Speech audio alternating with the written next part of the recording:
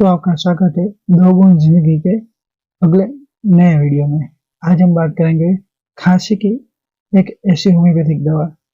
जो आपको तुरंत राहत दे सकती है। अगर आपको खांसी ठंडा पीने से, कोल्ड ड्रिंक पीने से, ठंडे में जाने से, ठंडे एनवायरमेंट में जाने से आपको खांसी होती है और बात करने से, हंसने से खांसी बढ़ती है, शाम को बढ़ती, सुबह को बढ़ती है, पूरे दिन खांसी होती है, चेस्ट पे भारीपन सा लगता हो और साथ में हेडेक भी थोड़ा थोड़ा हो रहा हो, सर्दी जुकाम भी हुआ हो, तो इन सब में राहत देने वाली एक अक्सर मेडिसिन है फॉस्फोरस। हाँ, अगर आपको खांसी बोलने से, हंसने से और कोल्ड वेदर से हुई है, ठंडा पानी पीने से आपको बढ़ती है, फिर भी आपको ठंडा पानी पीना अच्छा लगता है, तो आप फॉस्फोरस 30 का